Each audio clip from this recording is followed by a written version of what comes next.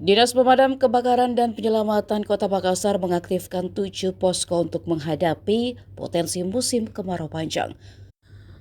Posko yang diaktifkan terdiri dari 1 posko utama di Mako, Jalan Ratulangi, dan 6 posko di luar Mako. Diketahui fenomena iklim El Nino Godzilla diperkirakan akan terjadi hingga Oktober 2026. Langkah ini dilakukan sebagai antisipasi meningkatnya risiko kebakaran dan kekeringan di wilayah kota. Kepala Dinas Damkarmat Fadli Welang menyebut 2 potensi utama yang diwaspadai yakni kebakaran dan krisis air bersih. Yang menjelaskan suhu tinggi saat kemarau meningkatkan potensi benda mudah terbakar. Karena itu, masyarakat diminta lebih waspada agar tidak lalai terhadap sumber-sumber api. Selain kebakaran, Damkarmat juga bersiap membantu distribusi air bersih ke wilayah terdampak kekeringan. Petugas akan mendukung PDAM melalui armada mobil tangki yang dimiliki. Meski demikian, Damkarmat tetap menyiagakan personel untuk kondisi darurat kebakaran. Ia juga menyoroti potensi kebakaran lahan kosong yang kering saat kemarau. Terlebih jika lahan tersebut dijadikan tempat pembuangan sampah atau terdapat puntung rokok. Untuk penyaluran air bersih, Damkarmat memiliki sekitar 60 armada yang tersebar di berbagai posko. Selain mobil pemadam, Damkarmat juga mengaktifkan armada motor pemadam atau damtor untuk menjangkau lorong sempit. Ke depan, Damkarmat menilai perlu adanya modernisasi peralatan seiring perkembangan kota. Kebutuhan tersebut termasuk kendaraan khusus untuk gedung tinggi hingga penanganan kebakaran berbasis teknologi baru. Ia mencontohkan tantangan kebakaran baterai litium yang tidak bisa dipadamkan dengan air. Selain itu, Damkarmat juga menyoroti keterbatasan sarana penanganan kebakaran di wilayah laut. Saat ini, mereka hanya memiliki perahu karet dan belum memiliki speedboat atau fireboat khusus. Perintis kamar dia ke 6. Pak, terbakar ki anunya pasca dulu. Cepat. Allah, bisa.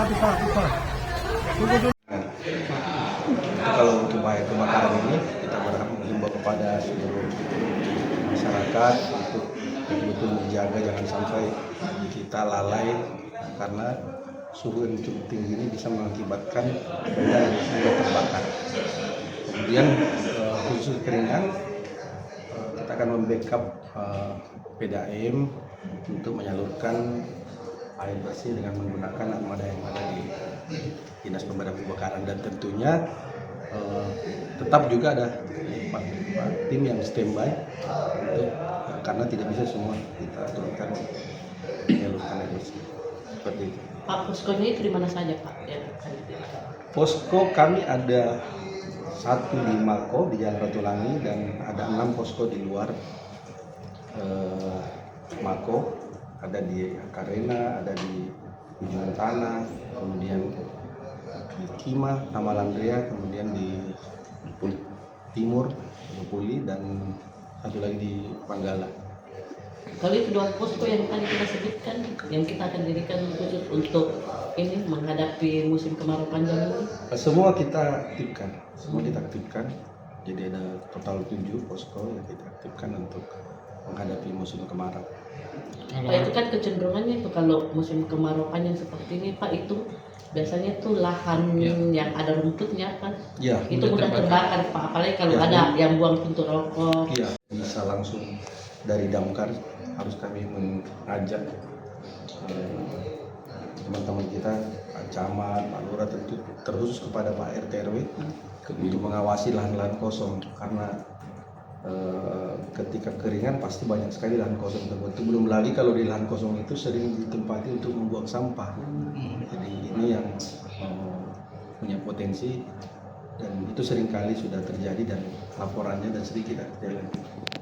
Kalau untuk penyaluran air bersih di tempat-tempat yang kesulitan air Pak, berapa armada yang disiapkan?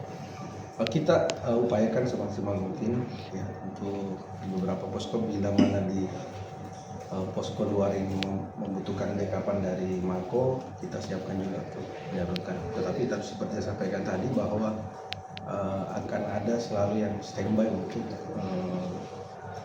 mengatasi bila mana ada waktu darurat apabila terjadi kebakaran.